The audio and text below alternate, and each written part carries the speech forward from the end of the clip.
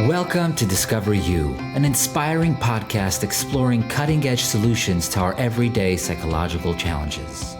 We explore complex mental health issues and talk to professionals, experts, and renowned authorities at the forefront of transformative healing.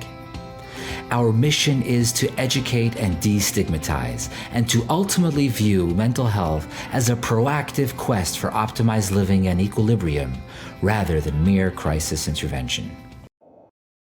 Welcome to another episode of Discover You, our podcast exploring innovative and effective solutions to issues in behavioral health. I'm JD Kalmenson, CEO of Montare Behavioral Health, a family of dynamic treatment centers in Southern California. I am honored and excited to introduce you to our wonderful guest today, Dr. Dana McNeil.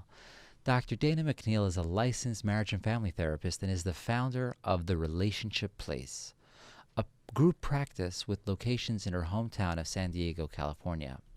Dr. Dana's practice specializes in couples therapy and utilizes an evidence-based type of couples therapy known as the Gottman method. Dr. Dana works with all types of relationship issues, from premarital counseling, dealing with the aftermath of extramarital affairs, partners working with addiction recovery, military deployed families, parents of special needs children, LGBTQ partners, and polyamorous ethical non-monogamy clients. Dr. Dana makes presentations about her work with couples at conferences and regularly contributes to media publications and television appearances for outlets such as the Business Insider, Oprah Living, Martha Stewart Living, Reader's Digest, and many others. Dr. Dana is the resident relationship expert on the Cox Communications Show. I do and will be featured in an upcoming documentary on the art of couples therapy.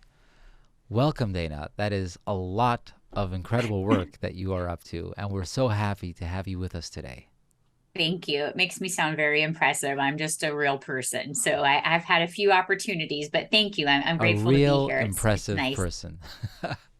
So let me ask you this. What led you to develop a special interest in couples counseling?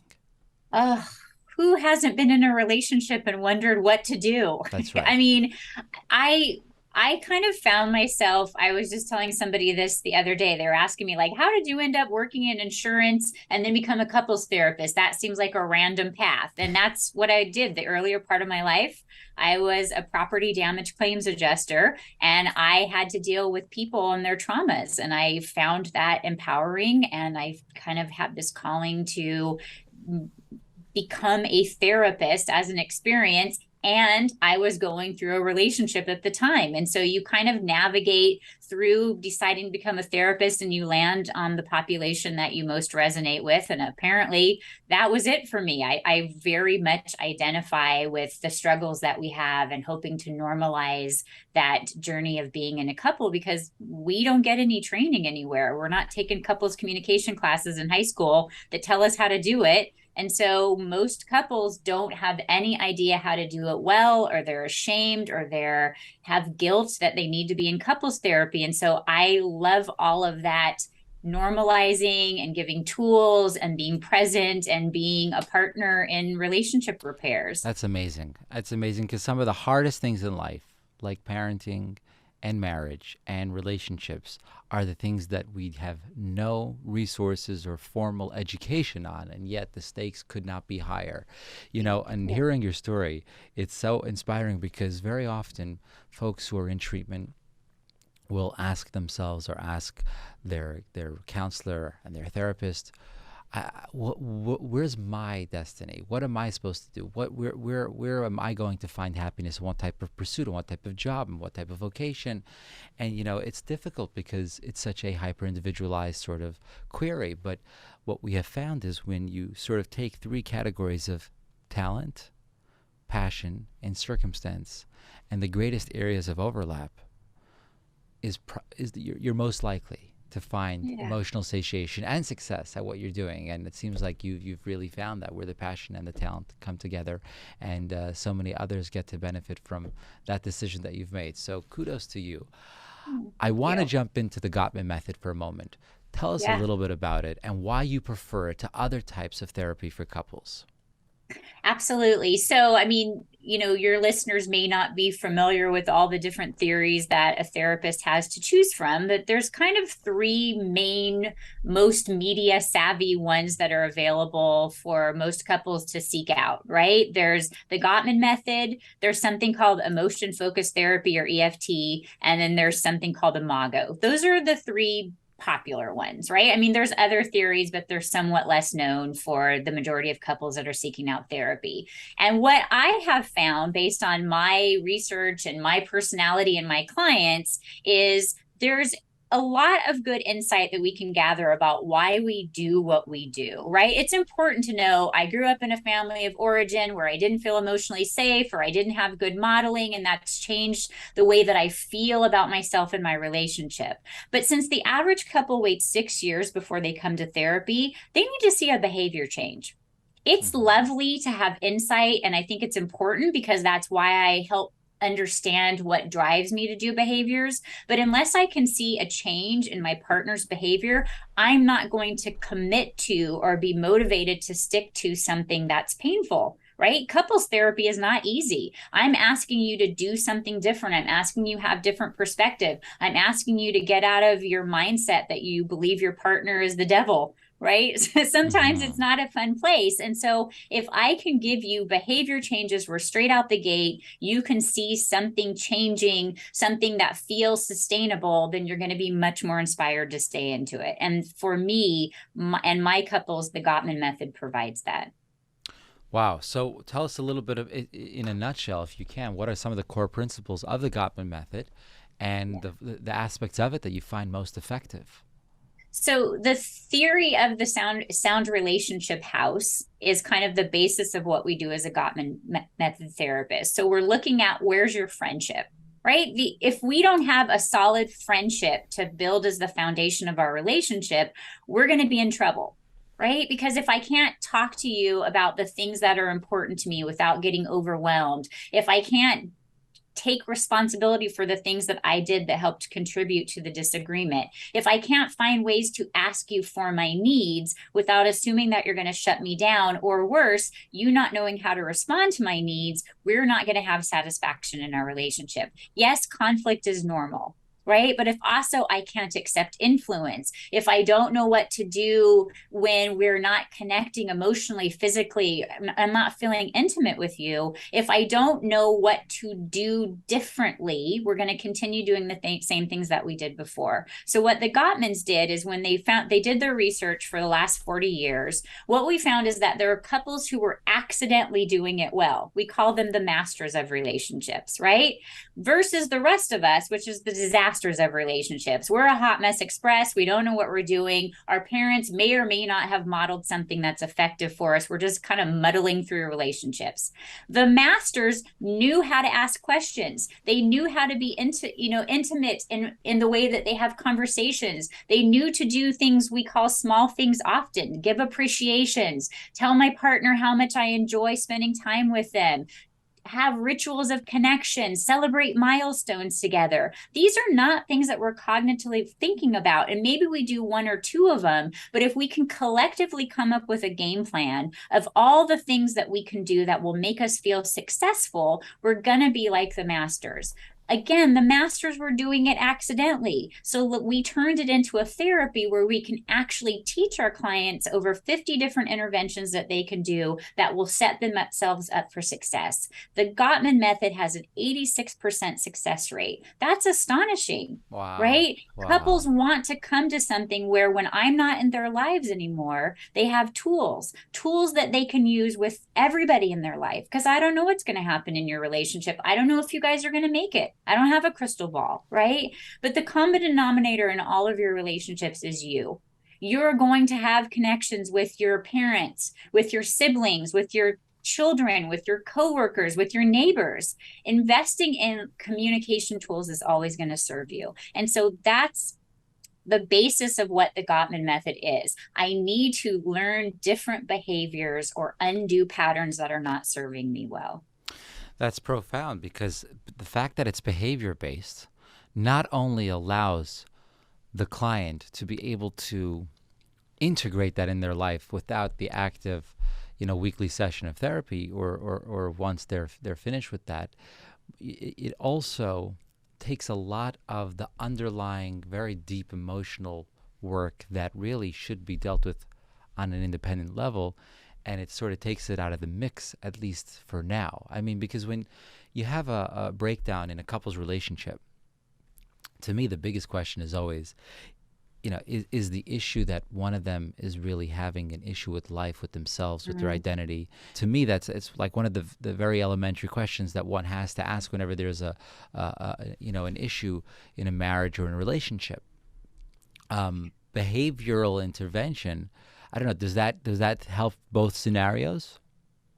I think what you're getting to, and it's a valid point that I have to often share with my clients, is there's the me stuff and there's the we stuff, That's right? right. I got to get the me stuff tight so that when we get into the we stuff and I'm being triggered, but you're doing something that reminds me of what my mom used to do, or I get triggered and I behave in a certain way and it impacts the relationship. If I don't have an understanding of why I do my behaviors, I can't ask for my needs because you then are not my partner in this. You're somebody that's keeping me from getting my needs met. Right. So if we can start doing a behavior where I identify what's happening for me, why I'm responding the way that I do, take responsibility for it so that my partner doesn't feel defensive, and then ask for what would be a lovely gift that you could give me when I'm in the midst of that. Not that I'm required to do it because we're in a relationship together, but because you view it as a gift that you're giving me because you love me. That's a completely different way of viewing relationships. That's very, very beautifully said. Well articulated. Is this a me issue? Is this a we issue? And I just think that maybe a lot of the work that you do is helping them really get to the bottom of what is a me issue and a we issue, because there's so much fog and confusion that surrounds that, and naturally we're defensive and we don't like to take ownership for some of the things that really is a me issue, not a we issue. But that's a very easy sort of catch line to ask ourselves very often.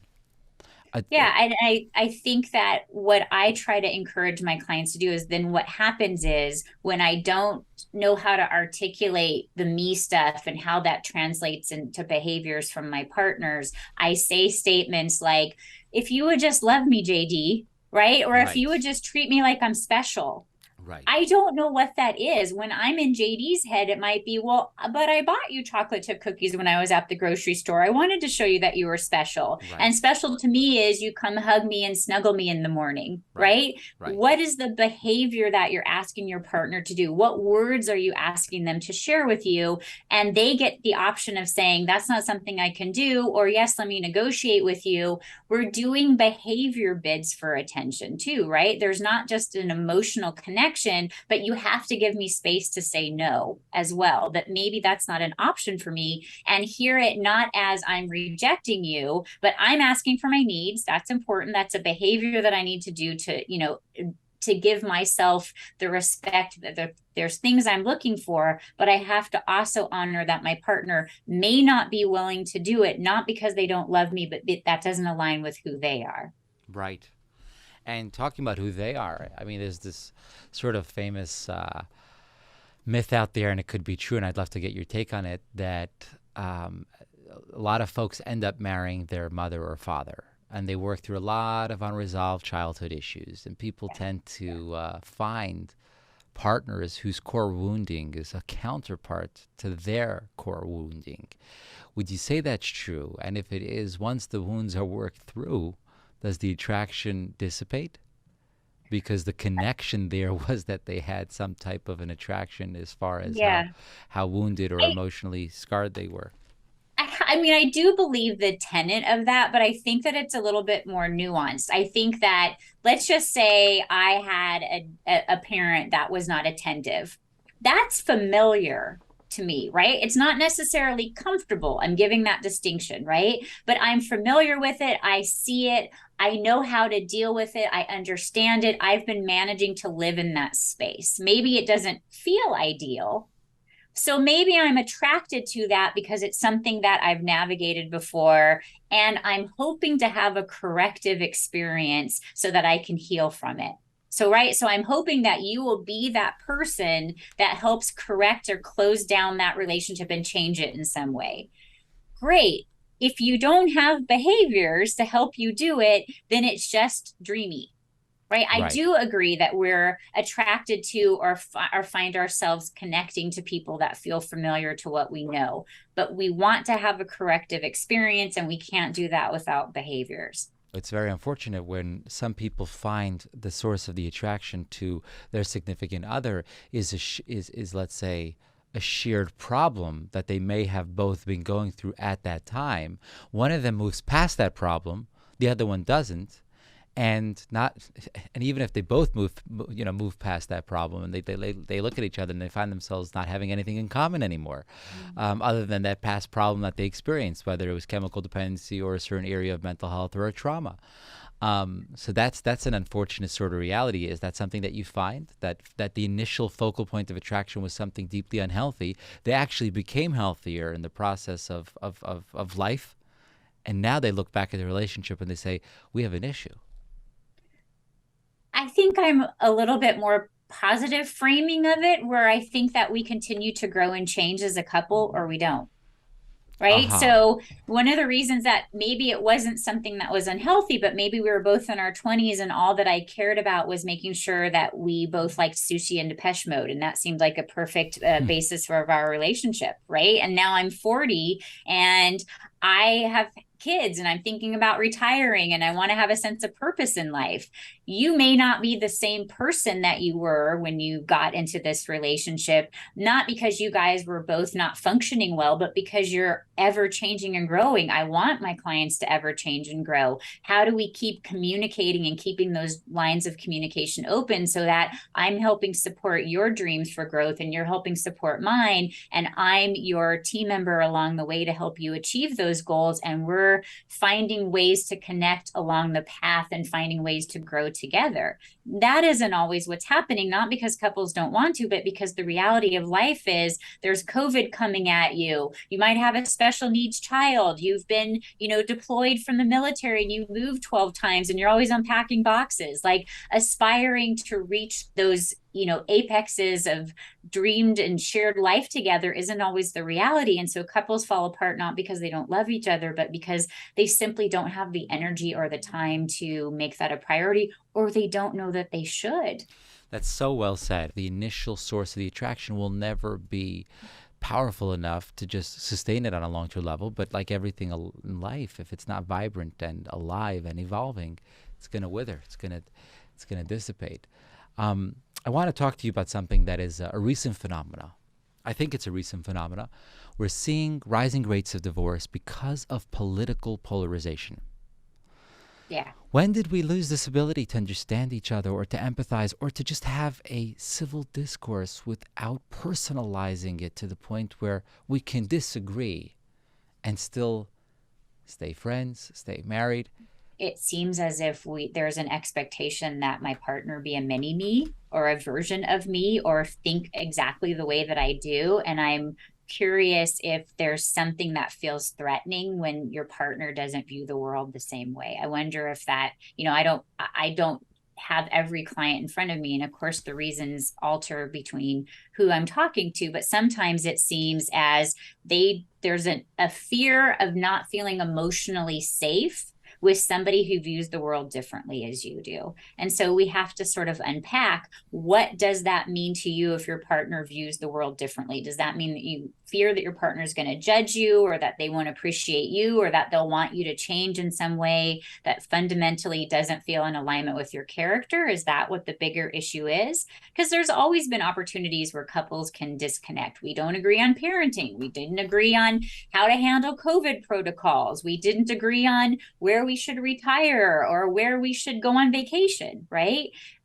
There's something very polarizing about somebody not viewing the world the same way that you do that feels threatening. And so because couples don't have tools to talk about what does that represent, or what needs do we feel won't get met if my partner has a different view of the world, that needs to be discussed. That's symbolic of some other underlying issue that's happening for the couples typically. Very interesting. So to go back to the terms to the beautiful, term that you were using earlier, first and foremost, is it a me issue? The fact that I can't have that I can't, I feel like I can't live under the same roof with somebody who disagrees with me politically. That would seem to be a me issue. Yeah. Because what does that represent? If that person doesn't view the world the way that you view the world, why does that impact you so deeply? That's right. That's right. In my personal experience, there's something that's underlyingly not feeling connected about the relationship, or something doesn't feel safe, or there's some conversation that we're not having. It's kind of like, I don't feel like you give me space or have influence in your life, so I'm going to comment on the way you load the dishwasher. Mm-hmm. It's not about the dishwasher, right? It's about, I don't feel like I have influence on you, that I can impact the way that you view the world, that I have space in your heart so that when you make decisions, I'm part of that decision-making process. That's fascinating. And at the end of the day, all of it is so much deeper than what we see at the surface. I mean, everything impacts everything. That's the beauty and the curse of relationships, right? Yeah. Everything I do impacts you. If I have a mental health issue, then it doesn't just exist in a bubble. I don't have Teflon around me. It rolls into you. It impacts you. Right. And so relationships impact each other. And can you accept the things that you can't change about your partner? Because that's who they are. You fell in love with other parts of them. Their political views are one little piece of the pie. Right. That's not who they are in their entirety. They're also like a great dad. They're a good barbecue chef. They're a good son. They're a good community member. Just because they don't view abortion rights the way that you do doesn't mean that they're bad people. And if we can make sure that we're not taking down someone's character because it's different, then you can start talking about the issues and how are we going to navigate them and how can we coexist. That's really, really powerful. And hopefully enough of this type of discussion and content will reverse the sort of national way of looking at it. You work with all types of couples, and you have a specialty in non-traditional couples and those with alternative relationship styles. Let's start with same-sex couples. What are some of the unique challenges that you see in these relationships? I think one of the unique challenges, and maybe this is off topic a little bit, but we as couples therapists don't have a lot of theories that were developed for same-sex partners. Mm-hmm. So when I did my dissertation for my doctorate back in the day, it was, okay, couples therapy as an art has been around for 40 or 50 years. It was developed and researched for opposite sex partners who wanted to avoid divorce. Mm-hmm. Okay. That's not what's happening in other relationships. So here I am as this couples therapist. You have a same-sex partner come to you that have different challenges in life. They weren't even given an opportunity to get married and try to avoid divorce until very recently. Like adoption and opportunities to become parents were challenging. The way that society viewed you was challenging, right? We were taking these theories that were developed for different kinds of relationships and trying to shove them into a box that made sense for us, and basically just said to them, here, go ahead and use these theories that already exist. I'm sure they'll be fine. Yeah, I mean, like as you're saying, it's an underdeveloped area within couples therapy, and I'm sure there's not a lot of evidence-based hard data, with some of the newer challenges that you're seeing, that you're facing. And some therapists are just saying that doesn't work, like in consensual non-monogamy or polyamory, so I don't have anything for you. And I can't imagine how discouraging that is for clients that are committed to a lifestyle of their choice. So in a sense, you're a pioneer with this type of specialty. It's not like, oh, well, this is exactly what I studied in college. No, you're kind of figuring, I don't want to say figuring it out, but definitely, addressing areas that are more recent on the challenge side. You reference consensual non-monogamy, polyamory. Can you tell us a little bit about that? I know that there's ethical non-monogamy, there's consensual non-monogamy, there's open relationships.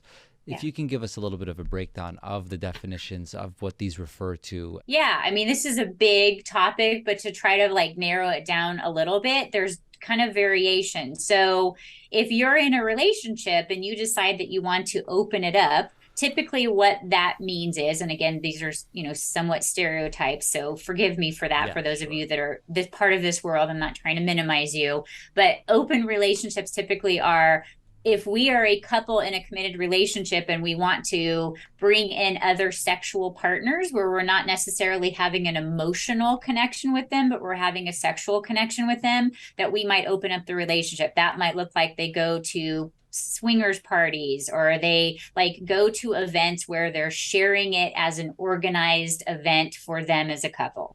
Right? Then there's the idea of polyamory, which is not necessarily based on sex, but it's based on wanting to have romantic relationships, several romantic relationships. And so you may take on an additional partner that your current partner may or may not have a relationship with.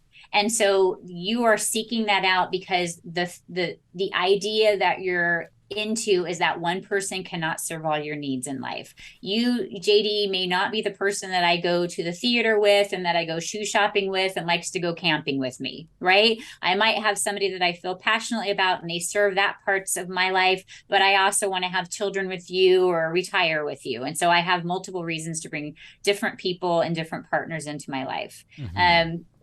Consensual non-monogamy, ethical non-monogamy is all basically, it's consensual and you're aware of it, that I'm going to have other partners. I'm not hiding it from you. It's not considered an affair because I have given you the full opportunity to consent to it, to say, yes, I agree. I may not want to have another partner, but I understand, appreciate, and value that you do.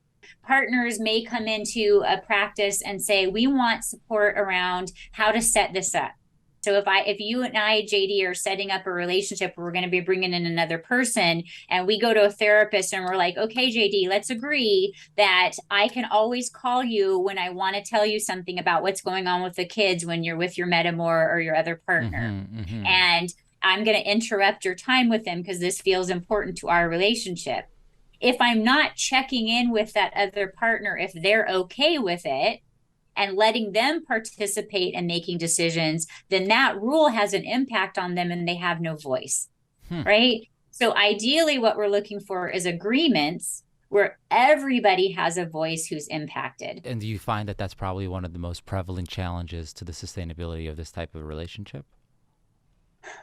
I think that, and when couples come in to fix something else that's broken, for instance, let's say that one partner had a non-agreed upon relationship, an affair, using air quotes, right?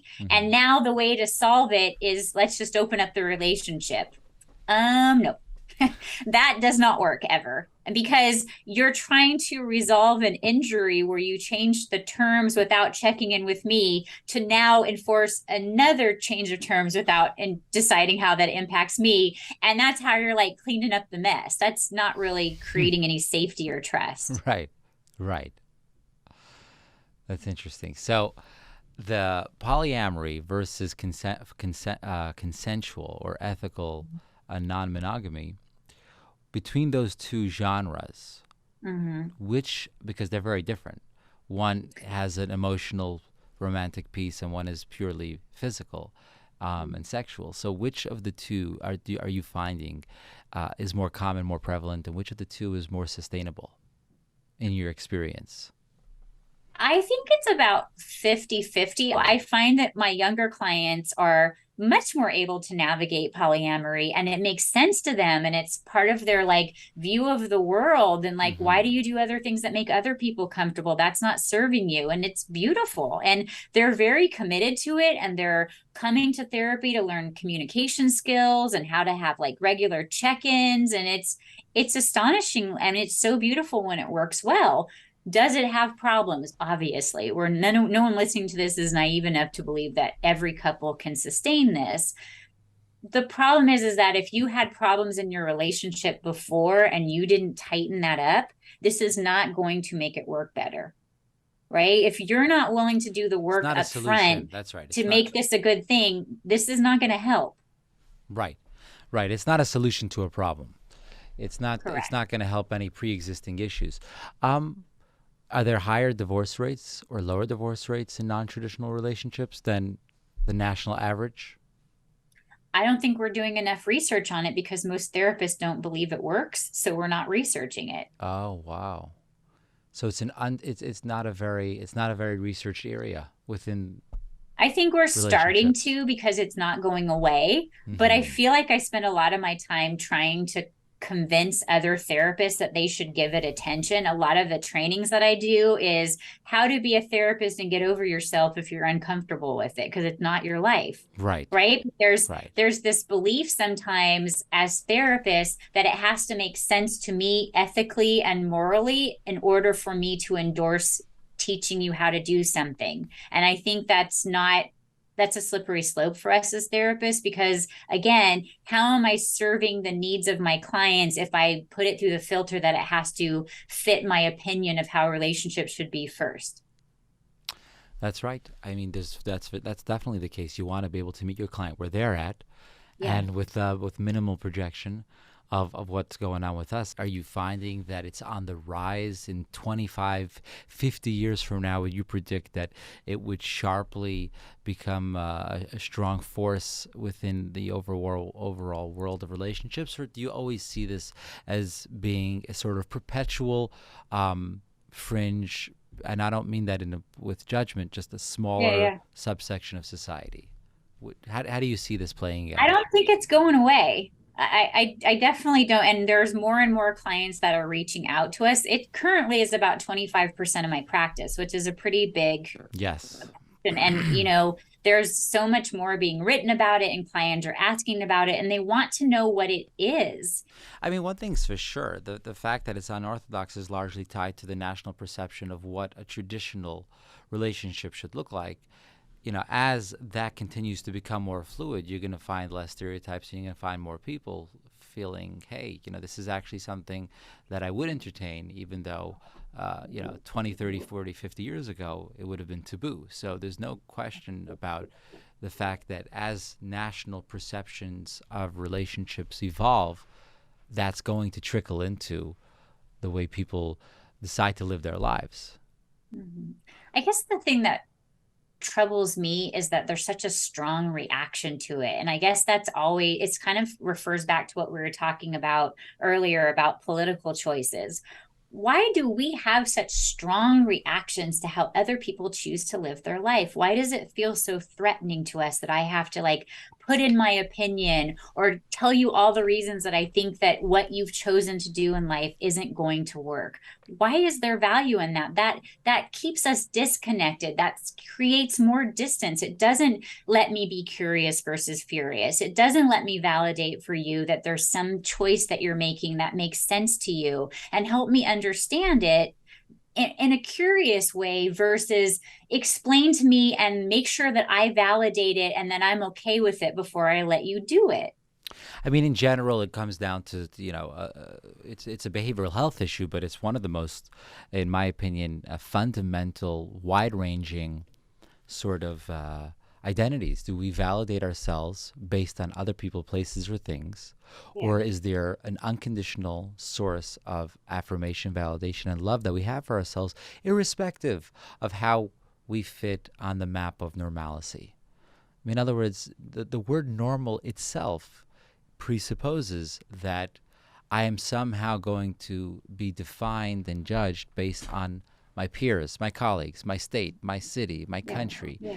and the notion that society is going to be a referendum on where I fit on that map is going to definitely play itself out into whether they're making me feel comfortable about myself or not making me feel comfortable about myself. So I think that in general, however deeply passionate and however strong your convictions are, if you have a very strong, healthy sense of validation, affirmation that comes from an inner space, not from an outer space, then you will not be angered. You will not be furious. You will be curious.